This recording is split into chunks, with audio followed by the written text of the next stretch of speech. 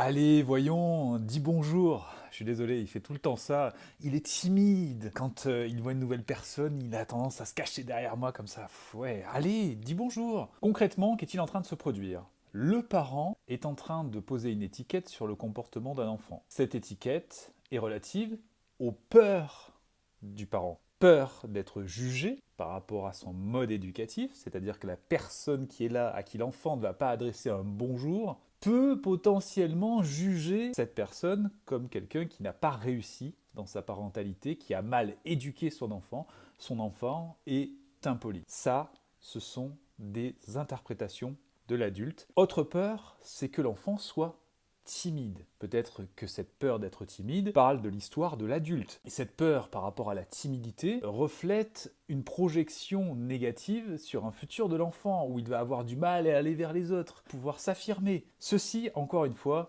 est une interprétation de ce qui pourrait se produire. Là, nous avons donc des peurs en marche. Ces peurs ne reflètent pas la réalité. La réalité, c'est que l'enfant n'est absolument pas timide. Au contraire, lorsqu'il prend un peu de distance face à une nouvelle situation ou une rencontre, comme là avec cet adulte, il est prudent et surtout il montre de la confiance. La confiance par rapport à ce qu'il ressent. Et il a donc un comportement de retrait tout à fait normal parce qu'il a besoin d'observer, il a besoin de pouvoir faire dans sa tête des statistiques sur ce qui pourrait se produire, et c'est ce qui se passe lorsqu'il analyse justement la gestuelle de cet adulte. Il analyse aussi comment nous comportons vis-à-vis de cet adulte.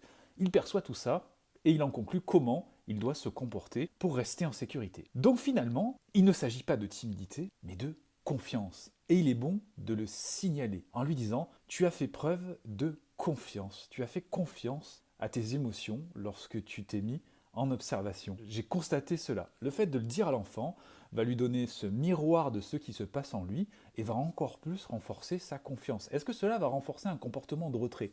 Non, parce que justement, il attend d'avoir le feu vert, l'enfant, à l'intérieur de lui, pour pouvoir aller vers les autres. Alors que si nous le forçons à dire bonjour, à aller vers les autres, si nous l'étiquetons avec des formulations comme timide ou encore réservé, introverti, tout cela va l'obliger à se faire violence à l'intérieur de lui pour se conformer à ce qu'on attend en niant ce qu'il ressent. Alors mieux vaut lâcher prise, comme je l'évoquais, dire à l'enfant qu'il écoute ses émotions et que c'est très bien ainsi, et que lorsqu'il se sentira prêt, il pourra aller vers les personnes. Donc là, finalement, on vient de voir que les peurs que je décrivais au début sont le problème de l'adulte, et le problème de l'enfant, lui, n'en est pas un. L'enfant est juste en phase d'observation, et si on lui laisse le temps justement d'observer, de ressentir, et que ça passe en vert à l'intérieur de lui, alors que c'est en rouge, il ira de lui-même vers les autres.